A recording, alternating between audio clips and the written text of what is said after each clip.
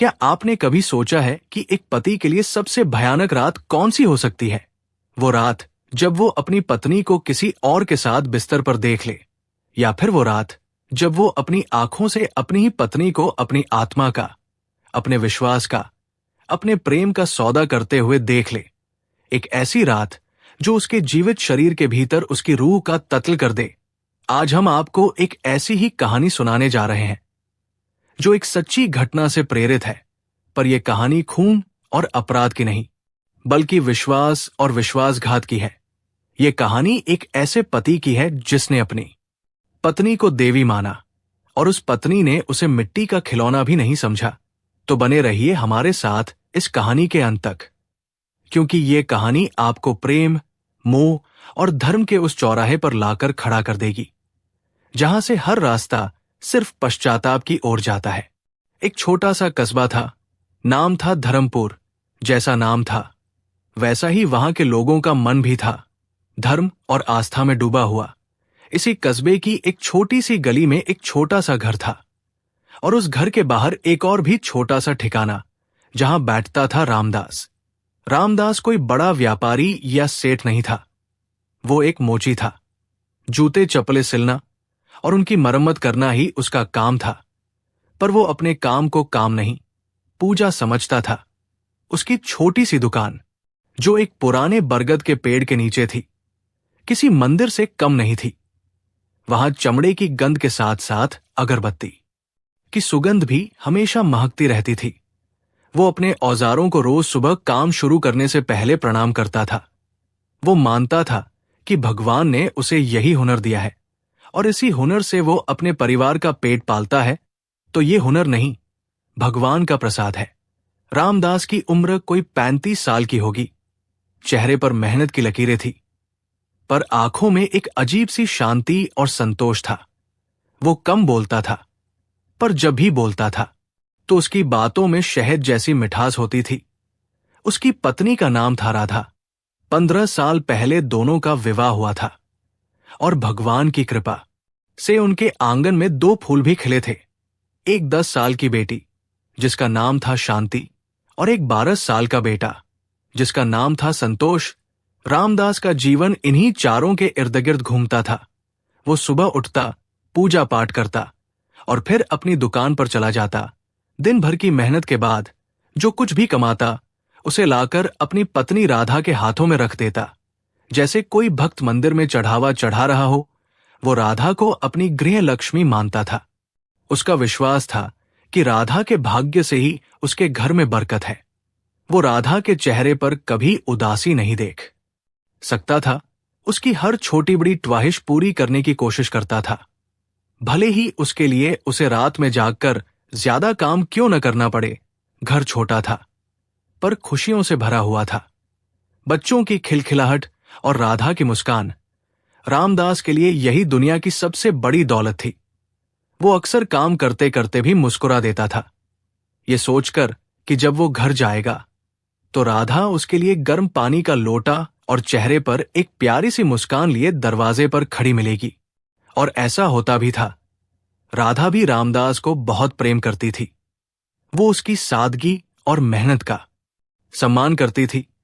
उसे पता था कि उसका पति हीरा है, जो बाहर से भले ही साधारण दिखता हो, पर भीतर से खरा सोना है।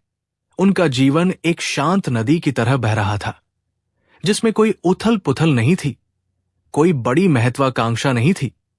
बस एक दूसरे का साथ था और भगवान पर अटूट विश्वास था। दोस्तों, कितना सुंदर और पवित्र था ये परिवार, है ना? अगर आप भी रामदास जैसे सरल और भक्त हृदय का सम्मान करते हैं और मानते हैं कि सच्चा सुख धन दौलत में नहीं, बल्कि परिवार के प्रेम और संतोष में है, तो इस वीडियो को एक लाइक जरूर करें। आपका एक लाइक हमें यह बताता है कि आज भी दुनिया में सादगी और सच्चाई को चाहने वाले लोग मौजूद हैं। और हां, कमेंट में जय श्री राम लिखना न भूलें, क्योंकि रामदास की आस्था का आधार भी प्रभु श्री राम ही थे। लेकिन दोस्तों, कहानी में तूफान आने वाला था। एक ऐसा तूफान जो इस हंसते खेलते परिवार की नींव को हिलाकर रख देगा। इसलिए हमारे साथ बने रहिए, क्योंकि अब कहानी उस मोड़ पर जा रही है जहां से इस परिवार की खुशियों का सूरज ढलने वाला है। समय बदला और समय के साथ धर्मपुर कस्बे में भी बदलाव की हवा बहने लगी। लोगों के हाथों में अब स्मार्टफोन आ गए थे और उस छोटे से फोन में पूरी दुनिया समाई हुई थी। रामदास ने भी अपनी जमा पूंजी से एक फोन खरीदकर राधा को दिया। उसने सोचा था कि इससे राधा का मन बहलेगा, वो देश दुनिया की बातें जानेगी, पर वो नहीं जानता था कि वो अपने ही हाथों से अपने सुखी संसार में एक जहर की शीशी रख रहा है। राधा, जो अब तक अपनी छोटी सी दुनिया में बहुत खुश थी, अब उस फोन के जरिए एक ऐसी दुनिया देखने लगी जो चकाचौंध से भरी थी। वो सोशल मीडिया पर उन महिलाओं को देखती थी जो महंगे कपड़े पहनती थी, बड़े बड़े रेस्टोरेंट में खाना खाती थी और घूमने के लिए नई नई जगहों पर जाती थी। धीरे धीरे उसके मन में एक तुलना का भाव जागने लगा। उसे अपना घर छोटा लगने लगा, अपने कपड़े पुराने लगने लगे और रामदास की मेहनत की कमाई अब उसे कम लगने लगी। उसके मन में एक असंतोष का बीज अंकुरित होने लगा था। वो अब रामदास से लड़ने लगी थी। देखो पड़ोस वाली सरला को, उसके पति ने उसे नई साड़ी दिलाई है, शहर में नया मॉल खुला है, सब लोग वहां घूमने जाते हैं और हम हैं कि इस छोटी सी दुकान और घर में ही अपनी जिंदगी बिता रहे हैं। रामदास उसे समझाता, राधा, संतोष में ही सुख है। भगवान ने हमें जो दिया है वो लाखों लोगों को नसीब नहीं होता। हमारे बच्चे स्वस्थ हैं, हम साथ हैं, और क्या चाहिए। पर राधा को अब ये बातें किताबी लगती थी। उसके मन पर अब सोशल मीडिया की उस झूठी चमक दमक वाली दुनिया का नशा चढ़ने लगा था। इसी बीच सोशल मीडिया पर ही उसकी पहचान एक व्यक्ति से हुई जिसका नाम था मोहन। मोहन शहर में रहता था और उसकी बातों से लगता था कि वो बहुत अमीर है। वो बड़ी बड़ी गाड़ियों की तस्वीरें डालता, महंगे होटलों में खाते हुए अपनी तस्वीरें पोस्ट करता। उसकी बातें बहुत मीठी और लुभावनी थी। उसने राधा की तस्वीरों की तारीफ करनी शुरू की। राधा जी, आप जैसी सुंदर महिला को तो किसी रानी की तरह रहना चाहिए। आप इस छोटे से कस्बे में क्या कर रही है। शुरू शुरू में राधा को यह सब अजीब लगा, पर धीरे धीरे उसे मोहन की बातें अच्छी लगने लगी। कोई तो था जो उसके रूप की, उसकी सुंदरता की तारीफ कर रहा था। कोई तो था जो उसे यह महसूस करा रहा था कि वो कुछ खास है। मोहन ने कभी उससे सीधे सीधे कुछ नहीं कहा, पर वो अपनी बातों के जाल में राधा को धीरे धीरे फंसाता जा रहा था। वो उसे एक ऐसे जीवन के सपने दिखाने लगा था जहां कोई मेहनत नहीं थी, कोई कमी नहीं थी, बस पैसा, ऐशो आराम और आजादी थी। वो कहता, प्रेम का मतलब सिर्फ साथ रहना नहीं होता। प्रेम का मतलब अपने साथी को वो हर खुशी देना होता है जिसका वो हकदार है। अगर कोई पति अपनी पत्नी को रानी बनाकर नहीं रख सकता तो वो कैसा पति। ये बातें राधा के दिल में तीर की तरह चुभती थी। उसे लगता था कि मोहन सही कह रहा है। रामदास उससे प्रेम तो बहुत करता है, पर वो उसे वो जिंदगी नहीं दे सकता जिसके वो सपने देखने लगी थी। अब राधा का ज्यादातर समय मोहन से बात करने में बीतने लगा। वो रामदास से झूठ बोलती, बच्चों पर चिल्लाती, घर के कामों में उसका मन नहीं लगता था। रामदास ये सब देख रहा था। उसका दिल दुखता था, पर वो सोचता था कि शायद राधा किसी बात से परेशान है। वो उससे प्यार से पूछता, पर राधा उसे झिड़क देती, आपको क्या मतलब, आप अपना काम कीजिए बस। रामदास चुप हो जाता और रात में उठकर भगवान के सामने रोता, हे प्रभु, मेरी राधा को क्या हो गया है। वो पहले जैसी क्यों नहीं रही। मुझसे ऐसी क्या भूल हो गई। प्रभु, मेरे घर की शांति लौटा दो।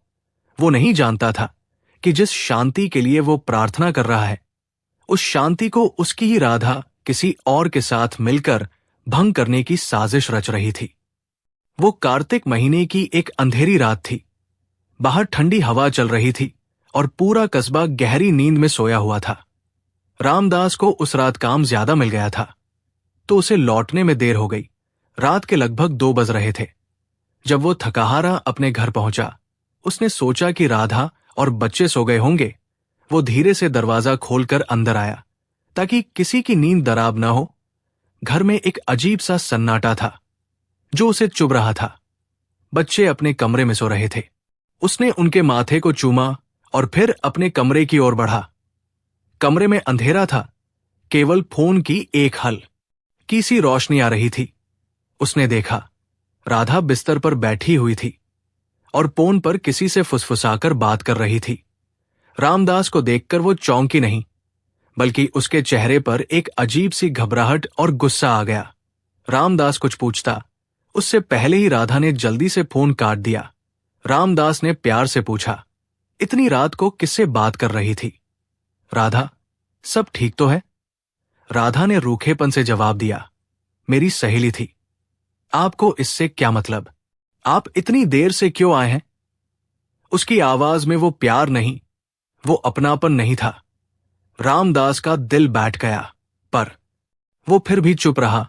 उसने कपड़े बदले और सोने के लिए लेट गया, पर उसे नींद नहीं आ रही थी। उसे लग रहा था कि कुछ बहुत गलत है, बहुत ही ज्यादा गलत। आधी रात को जब उसे लगा कि रामदास गहरी नींद में सो गया है, राधा धीरे से उठी।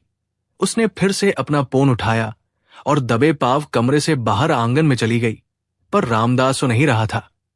वो बस आंखें बंद करके लेटा हुआ था। उसके दिल में एक अनजानी आशंका का तूफान उठा हुआ था। जैसे ही राधा बाहर गई, वो भी बिना कोई आवाज किए उसके पीछे पीछे गया, और जो उसने सुना उसे सुनकर उसके पैरों के नीचे से जमीन खिसक गई। उसकी दुनिया एक पल में उजड़ गई। राधा, उसकी राधा, जिसे वो अपनी देवी मानता था, वो मोहन से बात कर रही थी। और वो क्या कह रही थी, ये सुनकर रामदास की आत्मा तक कांप उठी। राधा कह रही थी, मोहन, मैं अब और इंतजार नहीं कर सकती। मैं इस घुटन भरी जिंदगी से आजाद होना चाहती हूं। रामदास कल सुबह अपनी किसी रिश्तेदारी में जाने वाला है।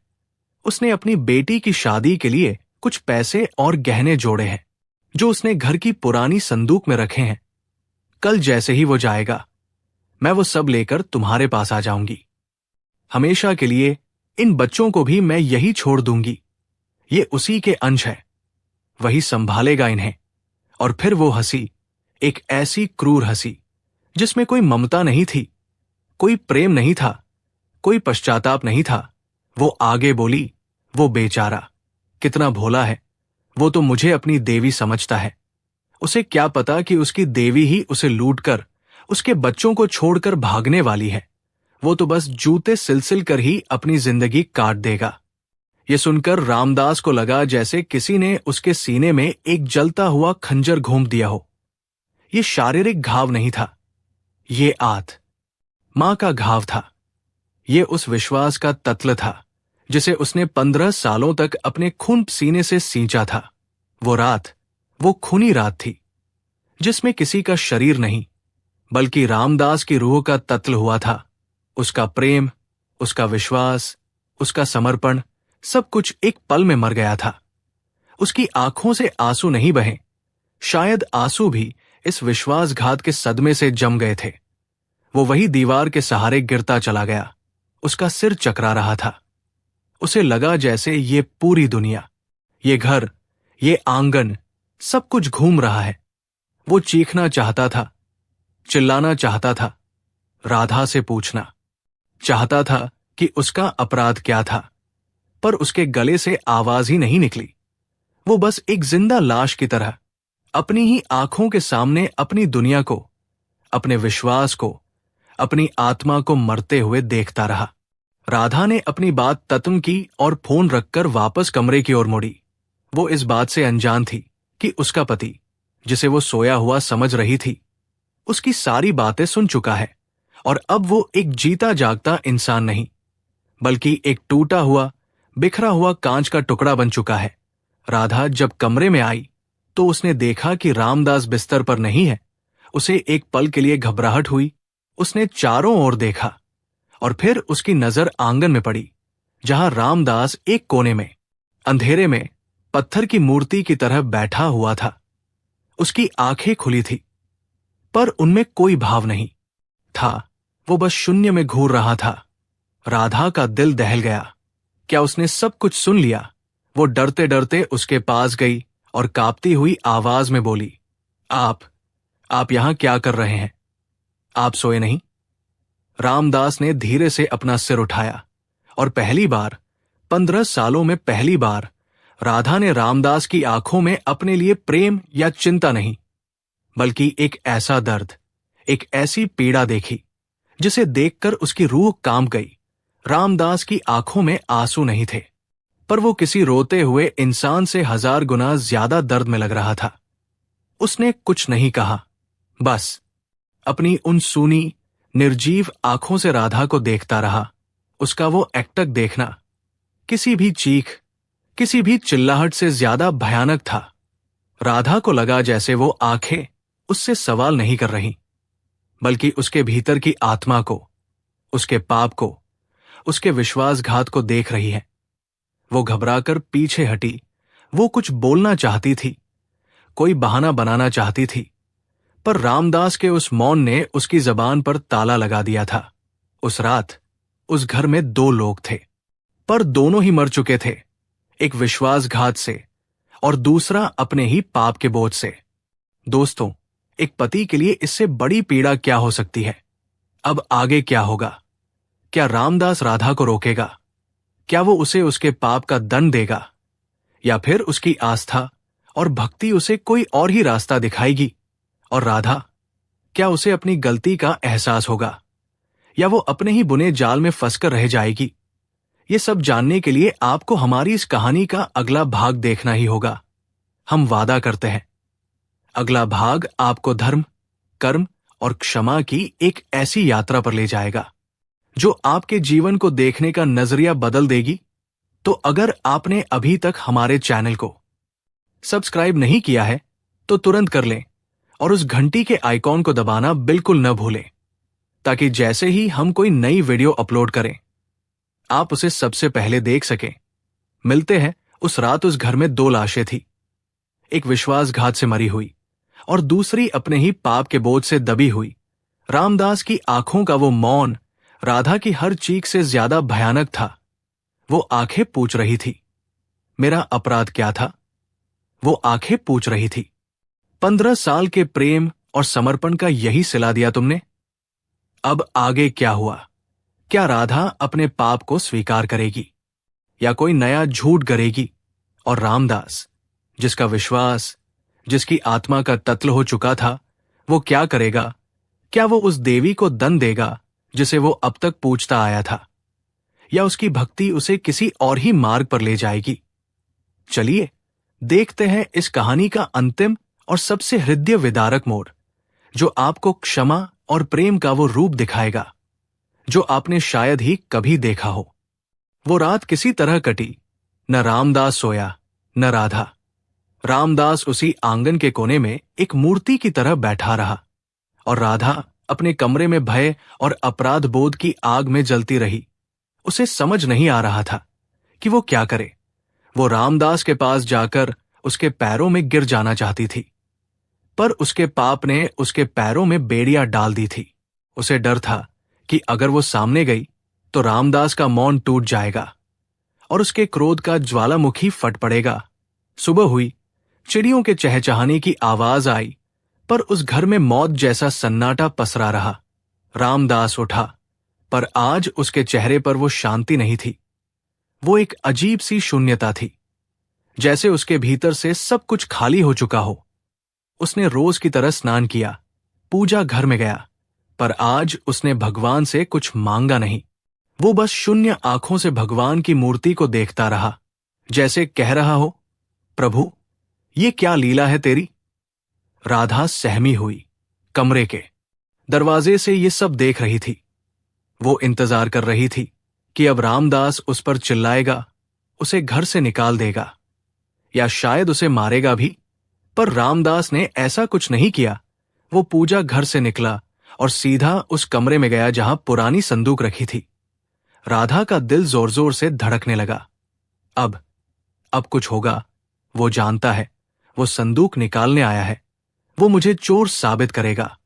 रामदास ने उस भारी संदूक को बाहर आंगन में लाकर रखा और फिर राधा की ओर देखा। उसकी आंखों में अब भी वही शून्यता थी। उसने बहुत ही शांत पर एक ऐसी आवाज में कहा जो किसी टूटे हुए कांच की तरह चुभ रही थी।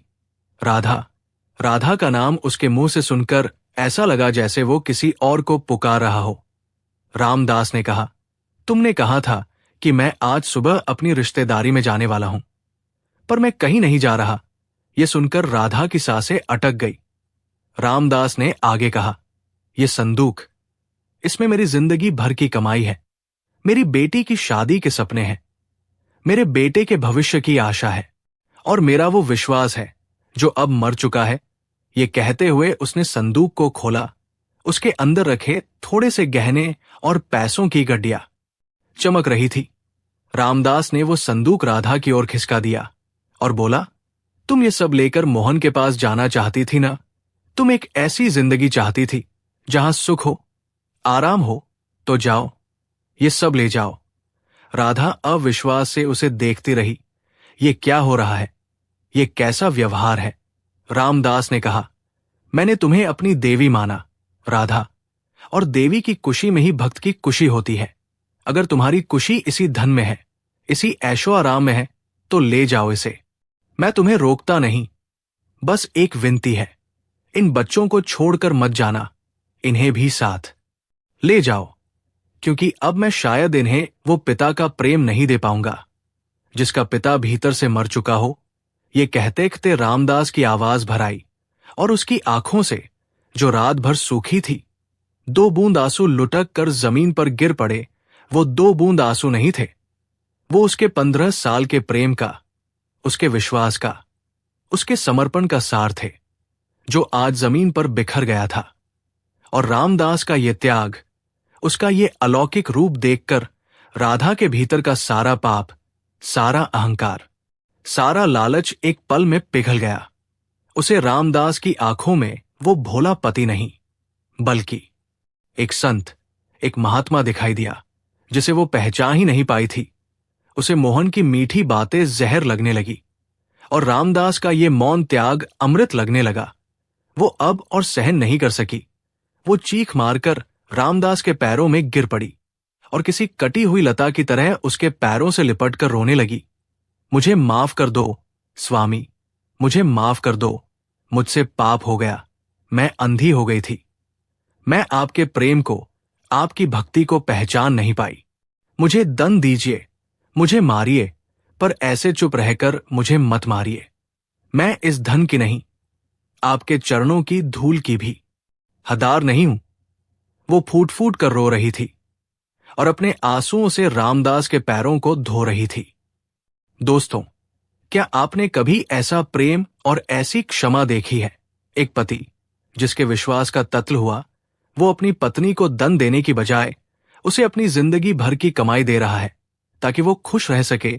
अगर रामदास के इस त्याग ने, इस अलौकिक प्रेम ने आपके दिल को छू लिया है, तो इस वीडियो को एक लाइक दिए बिना मत जाइएगा और कमेंट में हमें जरूर बताइएगा कि आपकी नजर में सच्चे प्रेम की परिभाषा क्या है।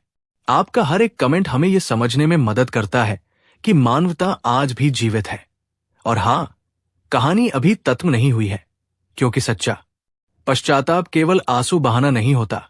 सच्चा पश्चाताप उस पाप को पुण्य में बदलने का नाम है।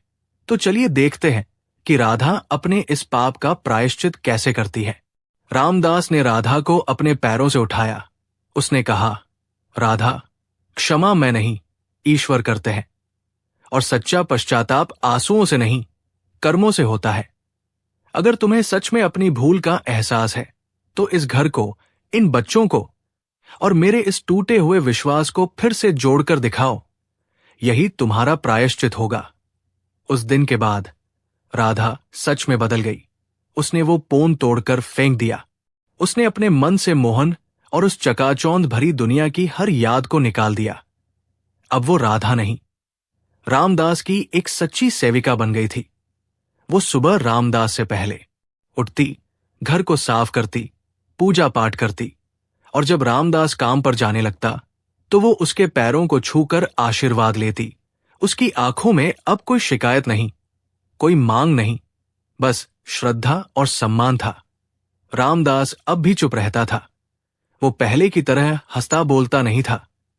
उसके भीतर का घाव बहुत गहरा था, जिसे भरने में समय लगना था, पर वो राधा के इस बदलाव को देख रहा था। वो देख रहा था कि राधा अब केवल एक पत्नी नहीं, एक तपस्विनी बन गई है, जो अपने कर्मों से अपने पाप का प्रायश्चित कर रही है। महीने बीते, साल बीते, राधा की सेवा और भक्ति में कोई कमी नहीं आई। उसने अपने बच्चों को अच्छे संस्कार दिए, उन्हें सिखाया कि सच्चा धन चरित्र होता है, पैसा नहीं। धीरे धीरे रामदास के भीतर का घाव भी भरने लगा। राधा के निस्वार्थ प्रेम और सेवा ने उसके टूटे हुए विश्वास पर मरहम का काम किया। एक दिन, कई सालों बाद, रामदास अपनी दुकान पर काम कर रहा था और राधा उसके लिए दोपहर का भोजन लेकर आई। उसने भोजन परोसा और जब रामदास खाने लगा तो वो पंखा झलने लगी। रामदास ने खाते खाते अपना सिर उठाया और राधा की ओर देखा। आज कई सालों बाद उसकी आंखों में वो पुरानी वाली शांति और प्रेम की चमक थी। उसने मुस्कुराते हुए कहा, राधा, आज खाने में नमक थोड़ा कम है। ये सुनकर राधा चौंक गई।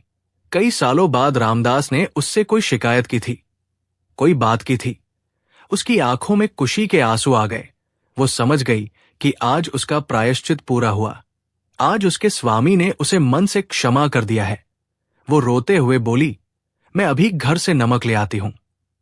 रामदास ने उसका हाथ पकड़ लिया और कहा, नहीं राधा, इस भोजन में तुम्हारे प्रेम का जो नमक घुला है, उसके आगे सारे नमक फीके हैं।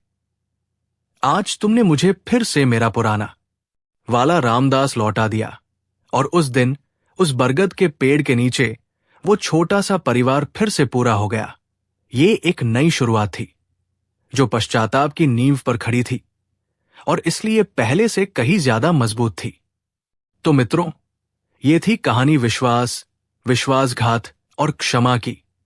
ये कहानी हमें सिखाती है कि मोह और लालच की चकाचौंध इंसान को अंधा कर देती है।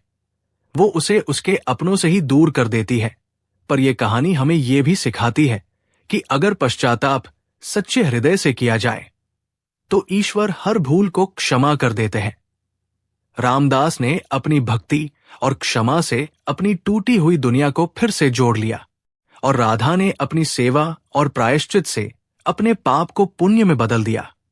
याद रखिए, जो शीशा एक बार टूट जाता है वो जुड़ तो सकता है, पर उसे जोड़ने वाला कोई साधारण इंसान नहीं, एक संत ही हो सकता है।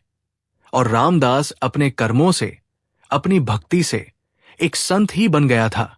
धन्यवाद।